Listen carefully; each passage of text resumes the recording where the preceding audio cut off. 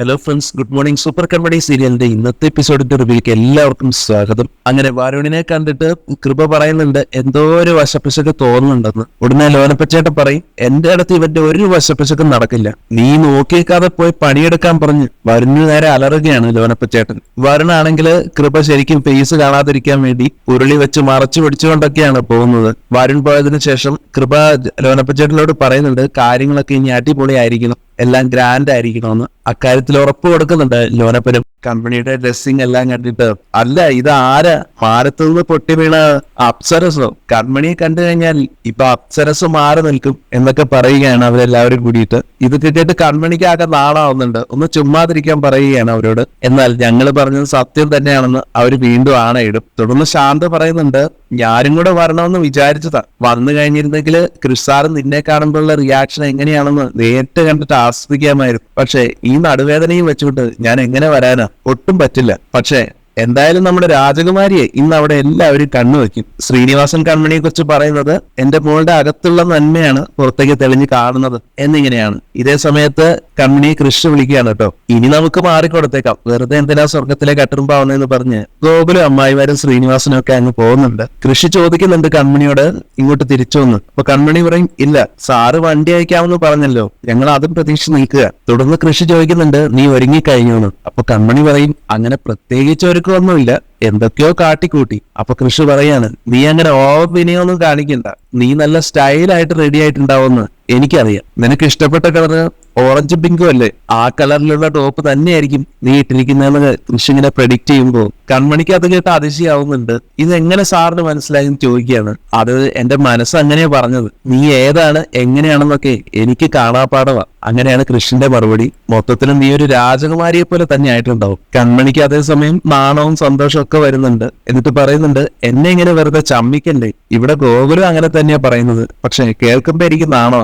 നിന്നെ കാണുമ്പോ നാണിക്കുന്നത് യഥാർത്ഥ രാജകുമാരിമാരാണ്, നിന്നോട് മത്സരിച്ചാൽ തോൽക്കുമെന്ന് ഓർത്തിട്ടെന്നൊക്കെ കൃഷി പറയുമ്പോ ഇതൊക്കെ കേട്ട് കൺമണി നാണം കൊണ്ട് ഒന്ന് വെറുതെ ഇരിക്കാൻ പറയുകയാണ് കൃഷ്ണനോട്. തുടർന്ന് കൃഷി കൺമണി അറിയിക്കുന്നുണ്ട്, ഇന്ന് അഭിനന്ദന ചടങ്ങ് കഴിഞ്ഞാൽ മറ്റൊരു ചടങ്ങൂടെ ഉണ്ട്, അറിയാനും നമ്മുടെ വിവാഹ തീയതി അനൗൺസ് ചെയ്യും. അറിയാവുന്ന കൺമണി മറുപടി കൊടുക്കുമ്പോ, അറിയാമെന്ന് ഇങ്ങനെ ഉഴപ്പി പറഞ്ഞിട്ട് കാര്യമൊന്നുമില്ല, വിവാഹ തീയതി അനൗൺസ് ചെയ്ത് കഴിഞ്ഞാലേ അത് ഫുൾ ലൈസൻസ് ആണ്. പിന്നെ കൃഷിന്റെ വാക്കുകൾ കേട്ട് കൺമണി പറയുന്നത്, ഈ സാർ എവിടെ തുടങ്ങിയാലും പറഞ്ഞ് അവസാനിപ്പിക്കുന്നത് ഇതിൽ തന്നെയാണല്ലോ എന്നുള്ള രീതിയിലാണ്. അതേസമയം കൃഷി കൺമണിയോട് പറയും, പറഞ്ഞതൊക്കെ ഇനി മതി, ഇനി പ്രവൃത്തിയാണ്, ആരും ചോദിക്കാൻ വരുന്നു. മാത്രമല്ല ന്യായം എന്റെ ഭാഗത്താണെന്ന് പറയുകയും ചെയ്യും. കൺമണിയാണെങ്കിൽ കൃഷിന്റെ ഈ ചാട്ടം എങ്ങോട്ടാണെന്ന് മനസ്സിലാക്കിക്കൊണ്ട് പറയുന്നുണ്ട് കൃഷ്ണനോടായിട്ട്, കല്യാണം ഫിക്സ് ചെയ്ത് കഴിഞ്ഞതിന് ശേഷമാണ് നമ്മൾ നല്ല പിള്ളേരാവേണ്ടത്, ഈ പൂതിയൊക്കെ 4 മടക്കി അങ്ങ് പോക്കറ്റിലിട്ടാൽ മതിയെന്ന്. ഇനി കല്യാണം കഴിയുന്നവരെ മുത്തുകവ് പോലും ഇല്ലെന്നും നമ്മൾ നല്ല കുട്ടികളായിരിക്കുമെന്നും കൺമണി കൃഷിനെ ഓർമ്മിപ്പിക്കുന്നുണ്ട്. എന്നാൽ കൃഷി അതൊന്നും സമ്മതിക്കുന്നില്ല.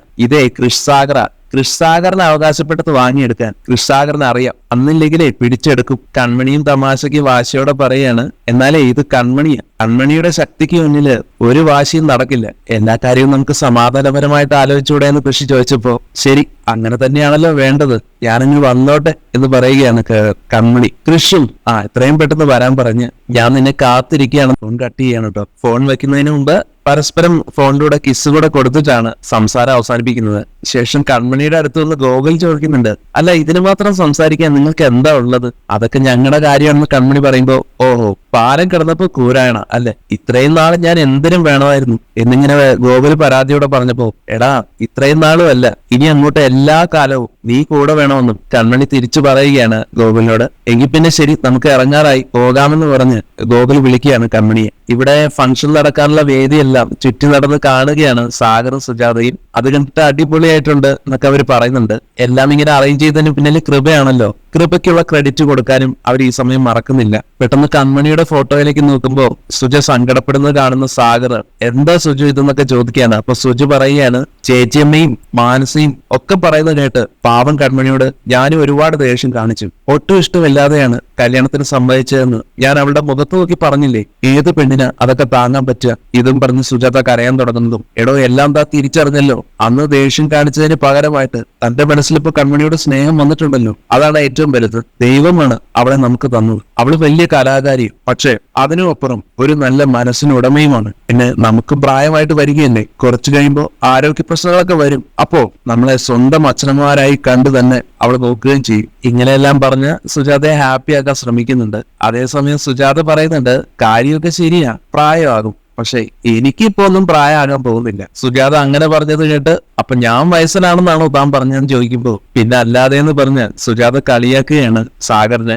സുജാത വീണ്ടും ഹാപ്പി ആയെന്ന് മനസ്സിലായതോടെ സാഗറും ഡബിൾ ഹാപ്പി. അപ്പോഴേക്കും ലോനപ്പൻ ചേട്ടൻ വന്നിട്ട് നമ്മുടെ വേദിയൊക്കെ ഓക്കെ അല്ലേ എന്ന് ചോദിക്കുമ്പോ അസലായിട്ടുണ്ടെന്ന് തന്നെ തിരിച്ചു പറയുകയാണ് ലോനപ്പൻ ചേട്ടൻ മറുപടിയായിട്ട് സാഗർ. പിന്നെ ഭക്ഷണത്തിന്റെ കാര്യം അത് കുറച്ച് കൂടുതലായാലും കുറവ് വരാൻ പാടില്ലെന്ന് സുജാത പ്രത്യേകം ഓർമ്മിപ്പിക്കുമ്പോ മാഡം ധൈര്യമായിട്ടിരിക്കാനും ഭക്ഷണത്തിനൊന്നല്ല ഒന്നിനും ഒരു കുറവും ഉണ്ടാവില്ലെന്ന് ഉറപ്പു കൊടുക്കുകയാണ് ലോനപ്പൻ. തുടർന്ന് ലോനപ്പനും കൺമണിയെ കുറിച്ച് സംസാരിക്കുകയാണ്. കൺമണി നല്ല കുട്ടിയാണ് സാർ, എന്ത് നല്ല സ്വഭാവമാണെന്നറിയൂ, നമ്മുടെ ശ്രീനിയുടെ മകളല്ലേ, എനിക്കറിയാവുന്നവരാ, കുടുംബത്തില് നല്ല ഐശ്വര്യം ഉണ്ടാവും. ഞാനിതൊക്കെ സുഖിപ്പിക്കാൻ വേണ്ടി പറയുന്നതല്ല എന്നും കൂടെ പറഞ്ഞപ്പോ അതൊക്കെ ഞങ്ങൾക്കും അറിയാമെന്നും കൺമണി ഒരു മിടുക്കി കുട്ടി തന്നെയാണെന്ന് സാഗറും പറയുകയാണ്.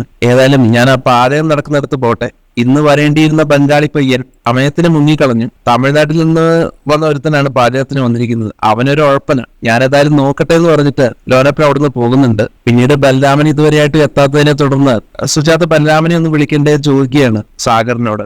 ബലരാമനും ഭാഗ്യശ്രീ ആണെങ്കിലും ഫംഗ്ഷന് പോകാൻ വേണ്ടി റെഡിയായി കഴിഞ്ഞു. ബലരാമന്റെ വിഷമഭാവം ശ്രദ്ധിക്കുന്ന ഭാഗ്യശ്രീ ബലരാമനോട് പറയുന്നുണ്ട്, ഏട്ടൻ ഒട്ടും ഹാപ്പി അല്ലെന്ന് എനിക്ക് മനസ്സിലാവുന്നുണ്ട്. മനസ്സുകൊണ്ട് ഏട്ടന് ദുബായിലേക്ക് മടങ്ങി പോകാൻ ഒട്ടും താല്പര്യമില്ലെന്ന് എനിക്കറിയാം. ഏട്ടന്റെ അച്ഛൻ, അമ്മ, കൃഷ്, കൃപ അവരെയൊക്കെ പിരിഞ്ഞു പോകുന്നതില് ഏട്ടന് നല്ല വിഷമം ഉണ്ടാകും. പക്ഷെ ഏട്ടന്റെ സെന്റിമെന്റ്സ് എനിക്ക് മനസ്സിലാവും. എന്നാൽ അതിലും വലുതാണ് ഏട്ടന്റെ ജീവന്റെ വില. കൃഷിന്റെ അച്ഛന്റെ അമ്മയുടെയും കൃപയുടെ ഒക്കെ പേര് പറഞ്ഞെങ്കിലും ഭാഗ്യശ്രീ സ്വയം തന്റെ പേര് അതിൽ നിന്ന് ഒഴിവാക്കിയത് കണ്ടിട്ട് ബലരാമന് വിഷമമാകുന്നുണ്ട്. നീ എന്താണ് ഒഴിവായതെന്ന് ചോദിക്കുമ്പോ ബലരാമന്റെ ആ ഇന്നസെൻസ് കണ്ടിട്ട് ഏട്ടൻ എത്ര പാവമായി പോയല്ലോ എന്നൊക്കെ പറയുകയാണ് ഭാഗ്യശ്രീ. എന്നിട്ട് പറയുന്നുണ്ട്, ഞാൻ ആ രീതിയിൽ സംസാരിച്ചതല്ല, മറ്റേത് ബന്ധത്തിനേക്കാളും വലുതാ ഏട്ടനും ഞാനും, എനിക്ക് ഏട്ടനും. സാഗർ സാറിനെയും കുടുംബത്തിനെയും ഏട്ടന് ഇപ്പോഴല്ലേ തിരിച്ചു കിട്ടിയത്, അതിന്റെ ഒരു പുതുമയും സന്തോഷമൊക്കെ കാണുമല്ലോ, അത്രയും ഞാൻ ഉദ്ദേശിച്ചുള്ളൂ. ഏതായാലും ഞാൻ തിരുത്തി കേട്ടോ. അച്ഛൻ, അമ്മ, കൃഷ്, കൃപ, ഭാഗ്യശ്രീ പോരെന്ന് ചോദിക്കുന്നുണ്ട് ഭാഗ്യശ്രീ. ബലരാമനൊപ്പം സന്തോഷമാവുന്നു. നിന്നെ പോലെ ഒരു അനിയത്തി കൂടെയുള്ളപ്പോ ഞാൻ ആരെയും പേടിക്കാനാണെന്ന് ചോദിക്കുന്നുണ്ട്. എന്നാൽ ഭാഗ്യശ്രീയുടെ മറുപടി, ആരെയും പേടിക്കേണ്ട ആവശ്യമില്ല, എന്നാൽ എന്റെ അച്ഛനെയും അമ്മയും സൂക്ഷിക്കണം. അതുകൊണ്ടാണ് ഞാൻ ഏട്ടനോട് മടങ്ങിപ്പോകാൻ ഇങ്ങനെ വാശി കാണിക്കുന്നത്. എന്നോട് ദേഷ്യമൊന്നും തോന്നരുത്. അതേസമയം ബലരാമനും തിരിച്ചു പറയുന്നുണ്ട്, നീ എന്നോട് കാണിക്കുന്ന കരുതലും സ്നേഹവും ഒക്കെ എനിക്കറിയാം. പക്ഷെ അമ്മയും അച്ഛനെയും പേടിച്ച് ദുബായിലേക്ക് തിരിച്ചു പോകണമെന്നാണ് എന്റെ മനസ്സ് ചോദിക്കുന്നത്. അവരങ്ങനെ അതിനെപ്പറ്റിയൊക്കെ സംസാരിച്ച് നിൽക്കുന്ന സമയത്താണ് ബലരാമനെ സാഗർ വിളിക്കുന്നത്. ഞാൻ ഇറങ്ങിയെന്ന് തന്നെ ബലരാമൻ അറിയിക്കുന്നുണ്ട് സാഗറിനെ. സാഗറും ഒപ്പം അങ്ങോട്ട് പറയാ, നീ എത്രയും പെട്ടെന്ന് വാ മോനെ, ഞങ്ങള് നിന്നെയും കാത്തിരിക്കുക. പിന്നീട് കൺമണിയും വീട്ടുകാരും ഉടനെ പുറപ്പെടും. അവരിങ്ങോട്ട് എത്തുമ്പോ നീ വേണം കേട്ടോ ഇവിടെ. ഞാൻ ദാ എത്തിയെന്ന് പറഞ്ഞ് ബലരാമൻ ഫോൺ കട്ട് ചെയ്യുന്നുണ്ട്. ഇറങ്ങുന്നതിന് മുമ്പായിട്ട് ബലരാമൻ ഭാഗ്യശ്രീയോട് വീണ്ടും ചോദിക്കുന്നുണ്ട്, നീ വരുന്നില്ലെന്ന് ഉറപ്പാണോന്ന്. ഭാഗ്യശ്രീ ആണെങ്കിൽ ബലരാമൻ പോയിട്ട് വരാൻ പറഞ്ഞ് ബലരാമനെ ഒറ്റയ്ക്ക് വിടുകയാണ്. പിന്നീട് വരുണിന്റെ കുറെ കോമഡി സീൻസ് ഒക്കെയാണ് കാണിക്കുക. വരുൺ കഷ്ടപ്പെട്ട് ആ ഉരുളിയെല്ലാം കഴുകി വൃത്തിയാക്കാൻ ശ്രമിക്കുകയാണ്. ഈ പണി തനിക്ക് തന്ന ലോനപ്പനെയും കുറെ കുറ്റം പറയുന്നുണ്ട് തനിയെ. എന്നാൽ ആ ഉരുളി കൊണ്ടും തീർന്നില്ല.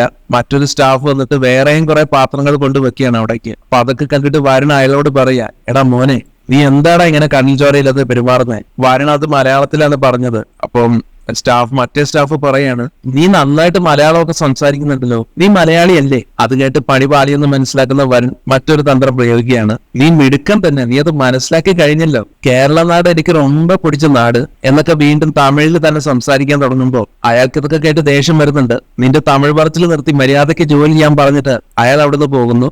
വരുണാണെങ്കിൽ വീണ്ടും കരിപ്പോടെ അമർഷത്തോടെ ഞാൻ എവിടെ പരിപാടി അവതരിപ്പിച്ചാലും ഇതാണല്ലോ അവസ്ഥ എന്നൊക്കെ സ്വയം പറഞ്ഞിരിക്കുകയാണ്. അവസാനം അത് മുഴുവൻ കഴുകാൻ മടിച്ചിട്ട് കുറെ പാത്രങ്ങൾ കഴുകണ്ട, കഴുകിയതിന്റെ കൂട്ടത്തിൽ അങ്ങിടാം, ആർക്കും ഒന്നും മനസ്സിലാവില്ല എന്ന് വിചാരിക്കുകയാണ്. അങ്ങനെ കഴുകാത്ത കുറെ പാത്രങ്ങൾ കഴുകിയ പാത്രത്തിന്റെ കൂട്ടത്തിൽ വെച്ച് കള്ളത്തരം കാണിക്കാൻ ശ്രമിക്കുമ്പോൾ ഈ കാഴ്ച കണ്ടുകൊണ്ട് ലോനപ്പൻ അങ്ങോട്ട് വരികയാണ്. ലോനപ്പന് ശരിക്കും ദേഷ്യം വരുന്നു. ചെന്നിട്ട് വരുണിന്റെ ചെപ്പക്കുറ്റിയൊക്കെ ഒന്ന് കൊടുക്കുന്നുണ്ട്. നീ കഴുകാനുള്ള പാത്രങ്ങളൊക്കെ കഴുകിയതിന്റെ കൂട്ടത്തിൽ ഇടുന്നോടാ, ഈ ലോനപ്പനെ തൊഴിൽ വെള്ളം ചേർക്കൂലിടാം, നീ എനിക്ക് ചീത്തപ്പേര് വാങ്ങി തരുമല്ലേ എന്നൊക്കെ പറഞ്ഞ് ലോനപ്പൻ വരുണിനോട് ദേഷ്യപ്പെടുമ്പോ വരുൺ അയാളുടെ മുമ്പില് അറിയാതെ പറ്റിപ്പോയ പറ്റിപ്പോയതാ, ക്ഷമിക്കണം എന്നൊക്കെ പറഞ്ഞ് കരയുന്നുണ്ട്. അറിയാമൽ പറ്റിപ്പോയതാന്നാണ് വരുൺ പറഞ്ഞത്. അപ്പൊ ആ ഒരു തമിഴ് കേട്ടിട്ട് ലോനപ്പൻ ചോദിക്കുകയാണ്, അറിയാമൽ പറ്റിപ്പോയതാന്നോ? എന്ത് തമിഴാടാ ഇത്? നീ ഏതായാലും തമിഴിനൊന്നും അല്ലെന്ന് തന്നെ ലോനപ്പൻ ചേട്ടൻ പ്രഖ്യാപിക്കുകയാണ്. വരുൺ പിന്നെയും ഞാൻ സൂപ്പർ തമിഴനാണെന്നൊക്കെ പറഞ്ഞു നിൽക്കാൻ ശ്രമിക്കുന്നുണ്ടെങ്കിലും ലോനപ്പൻ വിടുന്നില്ല. നീ സൂപ്പർ തമിഴനാണെങ്കിലേ നീ തമിഴൊന്ന് പറ,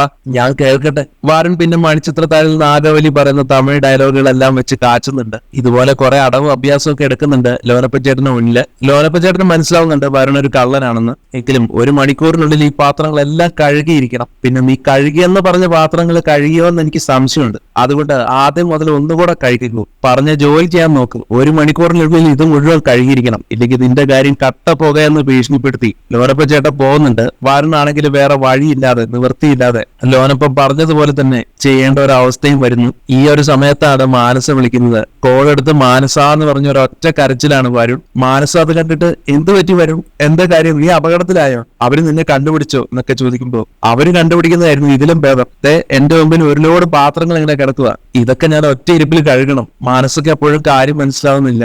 എന്താ കാര്യം എന്ന് ചോദിക്കുമ്പോ ഇത് പെട്ടെന്ന് കഴുകി കൊടുത്തില്ലെങ്കിലേ എനിക്ക് മുതുകത്ത് ചവിട്ട് ഉറപ്പാ. മാനസയോടൊന്ന് എത്രയും പെട്ടെന്ന് ഇങ്ങോട്ട് വരാൻ പറഞ്ഞ് കരയുകയാണ് വരുൺ. ആ കൃഷ്ണനെ ഒന്ന് പോലീസ് അറസ്റ്റ് ചെയ്തുകൊണ്ട് പോകുന്നത് കാണാൻ വേണ്ടിയിട്ടാ ഞാൻ ഈ അടിമപ്പണിയെല്ലാം ചെയ്യുന്നത്. നീ ഒന്ന് വേഗം വരാൻ പറഞ്ഞ് വരുൺ ദേഷ്യപ്പെടുന്നത് കാണുമ്പോ ഞാൻ ഉടനെ തന്നെ എത്തുമെന്ന് പറഞ്ഞ് മനസ്സ് ഫോൺ വെക്കുകയാണ്. ഇവിടെ കൺമണിയുടെ വീട്ടിലാണെങ്കിൽ കൺമണിക്ക് പോകാനുള്ള വണ്ടിയെല്ലാം എത്തിച്ചേർന്നിരിക്കുകയാണ്. കൺമണി അങ്ങനെ പോകാനായിട്ട് ഇറങ്ങുന്നതും സുലോചനമ്മായി ഒരു സഞ്ചിയൊക്കെ പിടിച്ചിട്ടുണ്ട് കയ്യില്. ഇപ്പൊ ഗോകുൽ അത് കണ്ടിട്ട് എന്തിനാണെന്ന് ചോദിക്കുമ്പോ അത് പിന്നെ കൺമണിക്ക് കുറെ സമ്മാനങ്ങളൊക്കെ കിട്ടുമല്ലോ, ആ സമയത്ത് ചാക്കോ സഞ്ചിയോ കിട്ടിയില്ലെങ്കിലും ഒരു മുൻകരുതലിന് വേണ്ടിയിട്ടാ. ഇത് കേട്ടിട്ട് ഗോകുലിന് ദേഷ്യം വരുന്നുണ്ട്. ഈ അപ്പച്ചി നമ്മുടെ വില കളയുന്നൊക്കെ പറയുന്നുണ്ട്. ശ്രീനിക്കും അതേ അഭിപ്രായം, നാണക്കേടെന്നൊക്കെ പറയുകയാണ്. എങ്കിൽ പിന്നെ ഞാൻ സഞ്ചി എടുക്കുന്നില്ലെന്ന് പറഞ്ഞ് സഞ്ചി അവിടെ വെക്കുകയാണ് സുലോചന. ഗോകുലിനോടും സുലോചനയോടുമായിട്ട് ശാന്ത പ്രത്യേകം എടുത്തു പറയുന്നുണ്ട്, ആ വരുൺ എങ്ങാനും അവിടേക്ക് വന്നിട്ടുണ്ടെങ്കിൽ അടിച്ചവന്റെ കാലൊടിച്ചേക്കണമെന്ന്. ഇനി അവൻ ആക്രമണത്തിനൊന്നും വരില്ലെന്നാണ് കൺമണിയുടെ കണ്ടെത്തൽ. കാരണം കരീം സാഹിബ് നല്ലത് കൊടുത്തിട്ടുണ്ടല്ലോ. പക്ഷെ സുലോചന ഒരു കത്തി എടുത്ത് വെക്കാമെന്നാണ് ചിന്തിക്കുന്നത്, ഒരു മുൻകരുതലിന് വേണ്ടിയിട്ട്.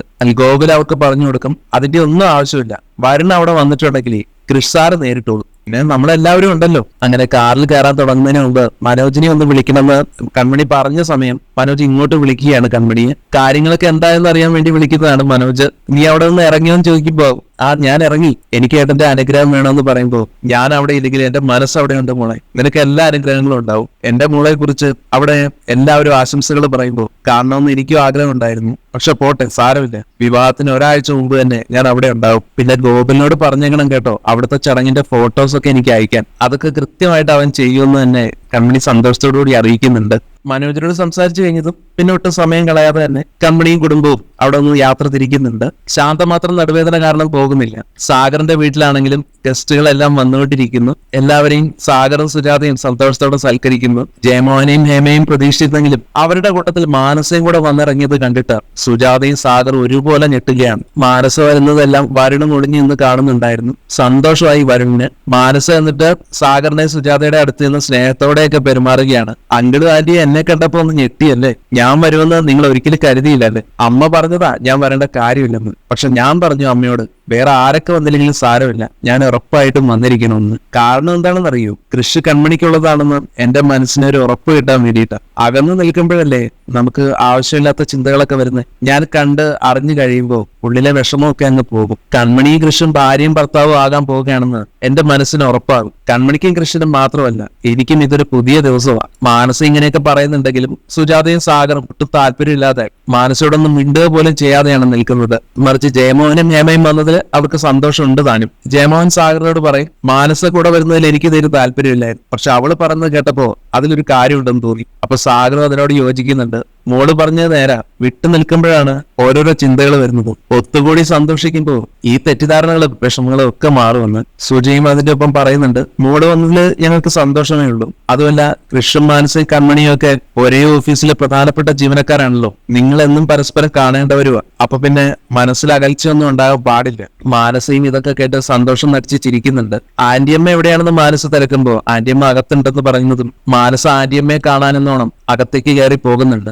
വരുണാണെങ്കിലും ഇനി എന്തെങ്കിലുമൊക്കെ ഇവിടെ നടക്കും എന്നുള്ള രീതിയിൽ സന്തോഷിച്ച് അങ്ങനെ നിൽക്കുന്നു.